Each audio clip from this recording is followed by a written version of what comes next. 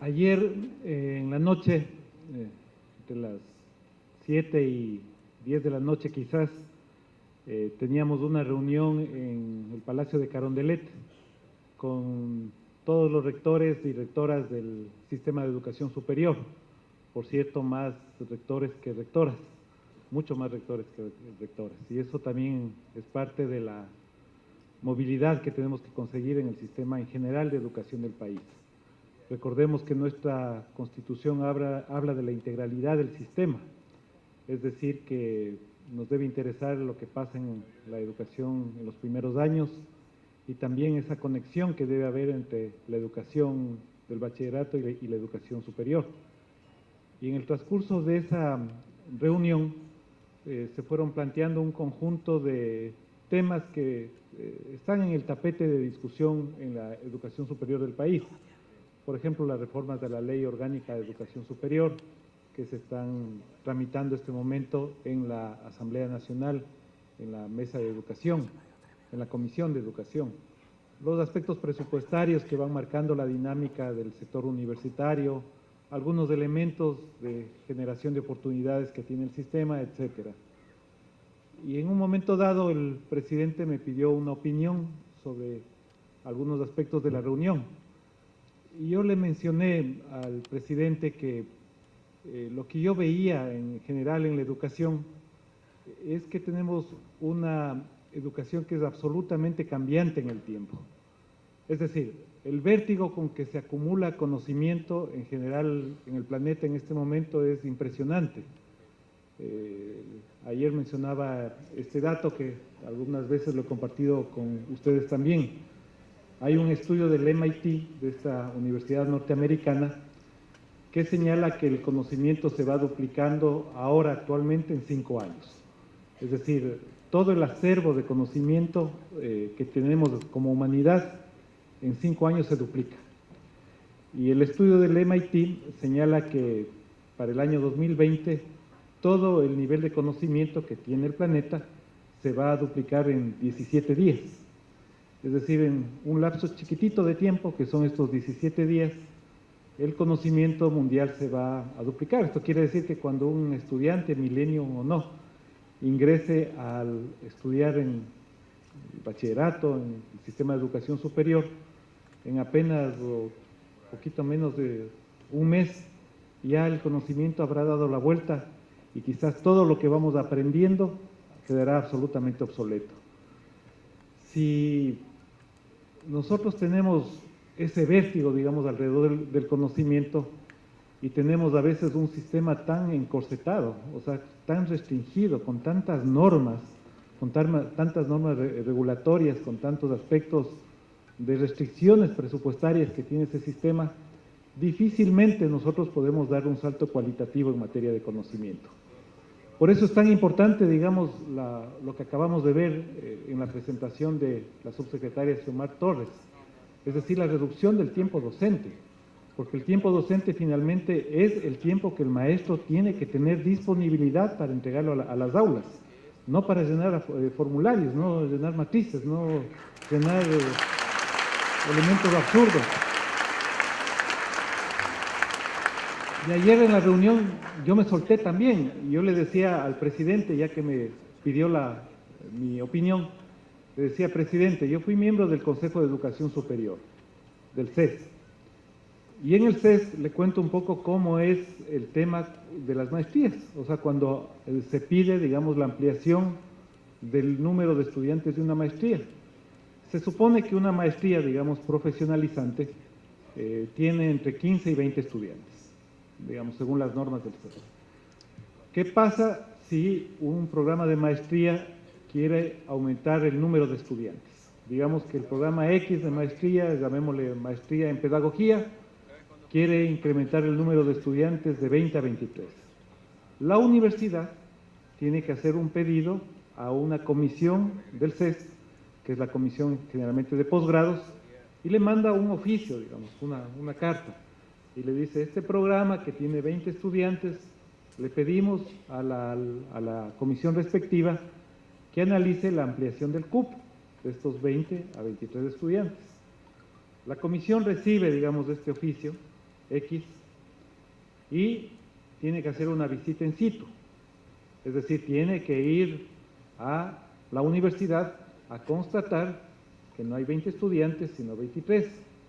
Por lo tanto, va a la universidad a hacer un informe de que hay un aumento de 3 estudiantes, regresa a la comisión, emite el informe de la ampliación de estudiantes, ese informe se eleva al conocimiento de los miembros de esa comisión, se reúne esa comisión, aprueba o desaprueba ese informe sube al pleno del CES, que se reúne generalmente los días miércoles, el pleno del CES, que es una representación multivariada, y el pleno del CES analiza si conviene o no aprobar la ampliación de esos estudiantes. Fíjese todo el proceso de tramitología que nos hemos dado la vuelta para pedir la ampliación de 3 o 5 estudiantes de un programa de maestría. Eso es básicamente la tramitología, es decir, quitarnos de lo esencial y hacernos un poco, situarnos en lo artificial. Y entonces queda como mensaje absolutamente claro de que es fundamental recuperar la esencia del proceso educativo, de que el proceso educativo, en esa flexibilidad que tiene ahora el conocimiento, no puede tener normas tan rígidas en ningún sentido, ni presupuestarias, ni normativas, ni regulatorias, y hay que darle un espacio fundamentalmente a la creatividad. Yo creo que alrededor de la creatividad y la innovación se puede en realidad estar jugando todo el proceso educativo de lo que se llama educación nueva o educación del siglo XXI. Y por eso creo que más allá, digamos, de la serie de información, de la información positiva, como nos decía Anita Cano, que hemos recibido el día de hoy, creo que la esencia de todo, la médula de toda esta reunión, es decirles a ustedes, a los maestros y maestras ecuatorianas, que hay un compromiso radical del Ministerio de Educación con generar un proceso de calidad efectivo y eficiente que les favorezca a ustedes.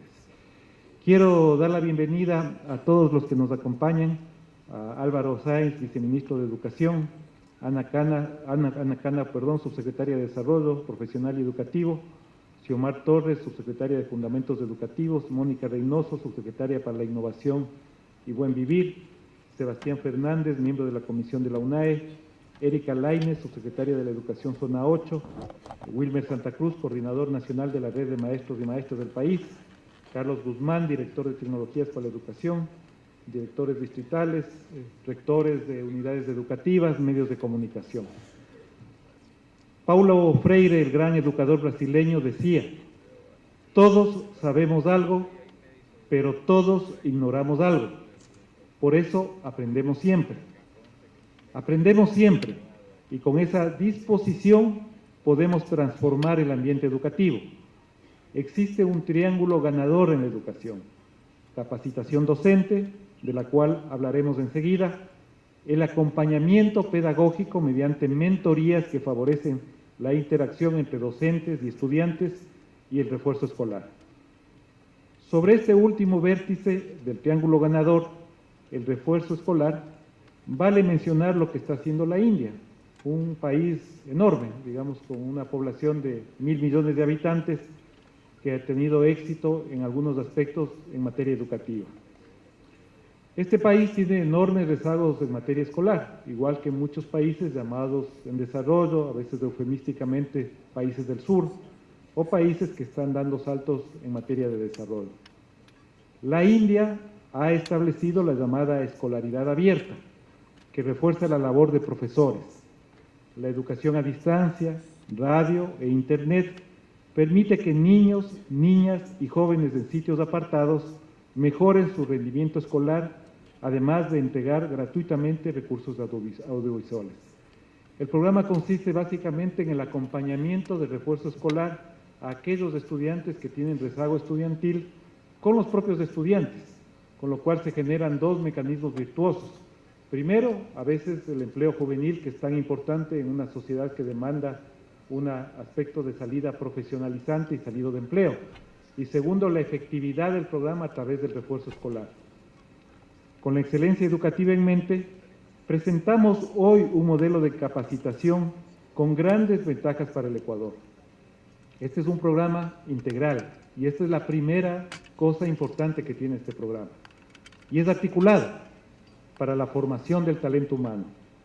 Lo mejor es que este modelo hecho para ustedes no quedará en el papel, porque está debidamente financiado. Dar al magisterio los recursos es la mejor inversión de un país.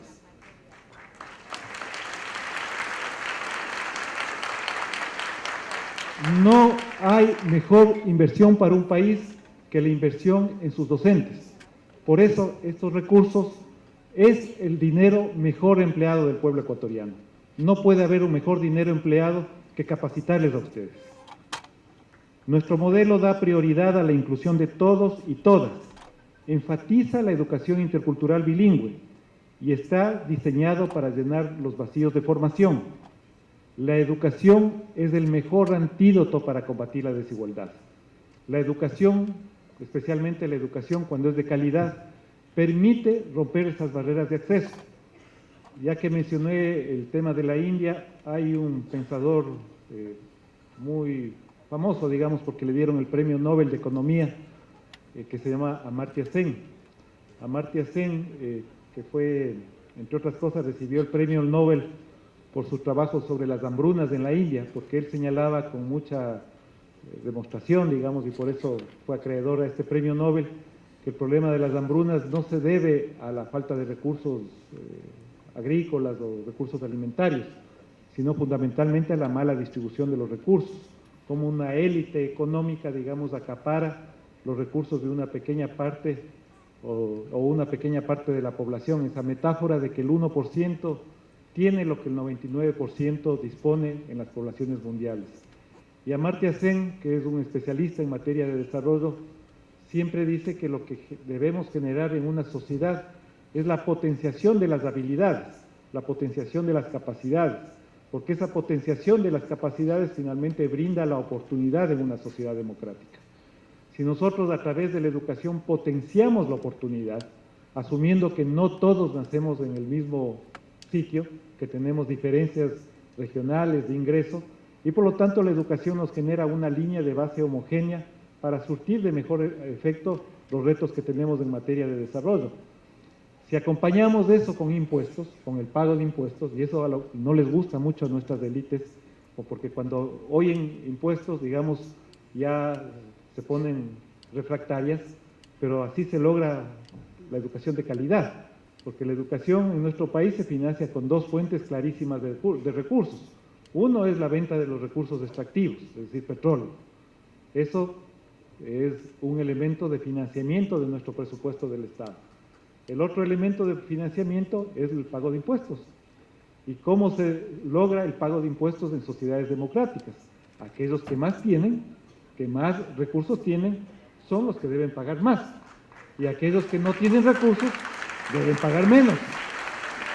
Entonces, cuando el sistema de educación del país, en la forma integral, sistema de educación de bachillerato, de educación superior, no es, digamos, lógico que nos propongan bajar impuestos, porque si no, ¿cómo financiamos los aspectos de la gratuidad del sistema de educación superior? A nosotros, y vamos a trabajar en eso, y yo cuando he tenido conversaciones con su dirigente y sus dirigentes, les he señalado claramente, no vamos a rehuir ningún aspecto de sus planteamientos, ni presupuestarios ni educativos. Obviamente, esos planteamientos presupuestarios los vamos a conducir en un Estado que tiene necesidades, pero no vamos a rehuir. Por ejemplo, no vamos a rehuir la discusión sobre el escalafón docente. Es absolutamente necesario tener un planteamiento sobre el escalafón docente. Es materia de justicia. ¿Por qué? ¿A quién se le ocurrió que un profesor tiene que ser subvalorado en una sociedad? En todo el sentido. El profesor tiene que ser absolutamente bien valorado en todos los aspectos que marca la sociedad, en el reconocimiento social. Indudablemente que sí. No, eso no es justicia social. Y por lo tanto hay que generar los mecanismos adecuados dentro de los contextos que vivimos para generar esas posibilidades. Y para generar esas posibilidades hay que generar la capacidad, es decir, todo lo que acabamos de ver, un plan de formación de talento humano, y hay que generar las condiciones económicas para que puedan ocurrir esos cambios. Y eso es fundamental irlo trabajando. Otro elemento que tiene el plan de educación es que presenta una mejor articulación con la Universidad para Docentes, la UNAE. Este es un gran avance, pues ahora la docencia está conectada de manera permanente con el ente capacitador. Un elemento adicional es que la función del docente es enseñar. Es un proceso arduo que exige preparación. Maestras y maestros no pueden dedicar su tiempo a cumplir regulaciones complicadas, ni a llenar formularios interminables. Hemos reducido la capacidad administrativa y la carga administrativa. Su tiempo vale oro, y ese tiempo que vale oro tiene que ser dedicado a nuestros estudiantes. Por último, pero quizás lo más importante para ustedes, que entregan la formación a nuestros niños, a nuestros adolescentes y a la juventud, es saber que queremos revalorizar el rol del docente en la sociedad ecuatoriana. Y este quizás va a ser el mensaje más importante del día de hoy. Más allá de todos los aspectos que involucran los temas de capacitación, los aspectos de profesionalización, creo que la sociedad ecuatoriana tiene una deuda con el maestro ecuatoriano. En Japón, por ejemplo, el maestro es reverenciado por encima de otras profesiones.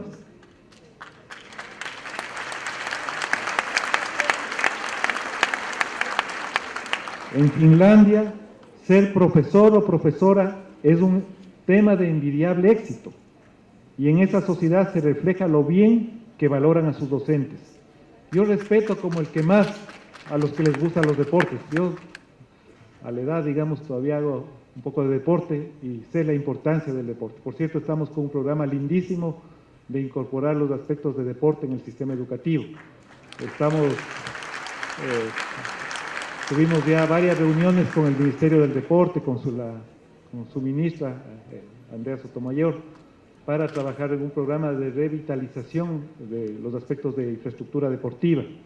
Nosotros nos hemos comprometido, ya está presupuestado, vamos a rehabilitar toda la infraestructura en el caso de piscinas del país, toda la infraestructura de piscinas. No sé por qué razón en Finlandia comenzaron a analizar el problema de la drogadicción y juventud.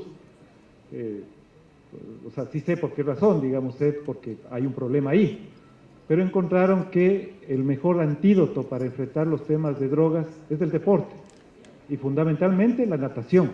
Por eso decía, no sé por qué la natación, quizás porque nos mueve todo el cuerpo, nos logra un ejercicio mucho más integral, y la natación es un elemento fundamental, como son todos los deportes. Por eso vamos a integrar en el sistema educativo toda la infraestructura educativa, y eso también es inversión. Y nuevamente volvemos al mismo punto. Para hacer esa inversión necesitamos que la gente pague impuestos, necesitamos que haya solidaridad en una sociedad, y eso lo vamos a impulsar. Por eso les tengo también otra buena noticia, de última hora. En 15 días laborables a partir de esta fecha empezará el pago de jubilaciones, con preferencia a los casos de enfermedades catastróficos y las personas de régimen obligatorio. Así hemos llegado a un acuerdo ya con el Ministerio de Finanzas del día de ayer.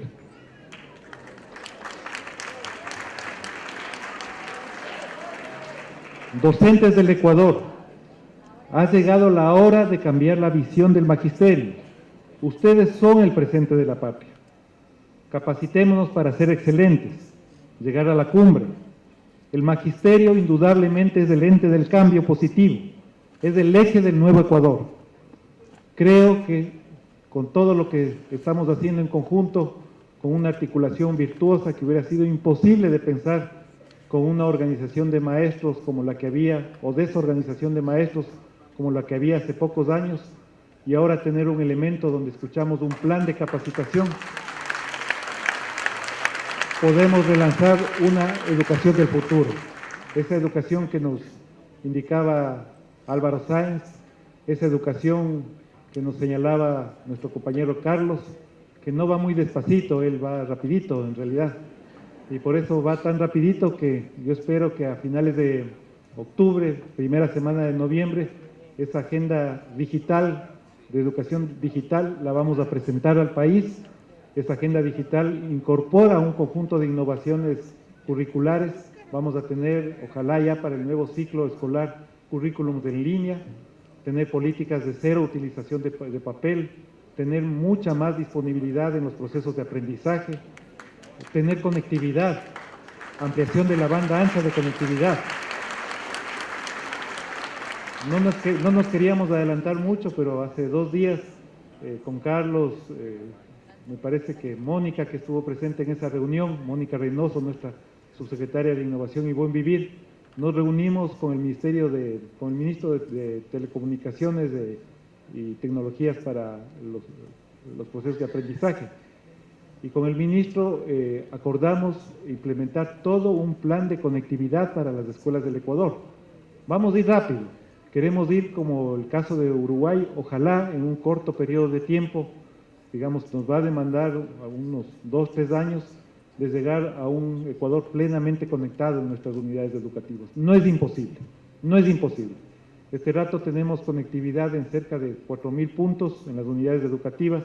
Bien lo decía Carlos, esto va fundamentalmente a las áreas administrativas, no va necesariamente al aula docente. Vamos a implementar un plan de capacitación que les ayude a todos a perder el miedo a la tecnología. No hay que perder el miedo, muchos de ustedes son expertos, otros vamos a ir despacito, como decía Carlos, para ir incorporando las tecnologías de la información, pero la idea es tener un acompañamiento docente con el uso de tecnologías de información, tener la posibilidad de generar diálogos constructivos, blogs de estudiantes, y adentrarnos en todo lo que implica los nuevos eras del conocimiento y la digitalización del mismo. Todos esos son retos que nosotros los asumimos con una enorme calidez, con un enorme respeto al magisterio ecuatoriano y con un compromiso férreo de que este programa de capacitación, las mentorías en el territorio, los temas de refuerzo escolar y todo eso que compone el triángulo virtuoso pueda ser debidamente utilizado, empleado y ser revalorizado por ustedes y la sociedad ecuatoriana. Para terminar, yo simplemente quiero decir la importancia que significa el maestro para la sociedad ecuatoriana. En este Día Mundial del Docente, creo que el docente es la piedra angular de cualquier sociedad democrática. El docente es, quizás, junto con los médicos, las profesiones más importantes que tiene una sociedad. Muchísimas gracias por este lindo evento.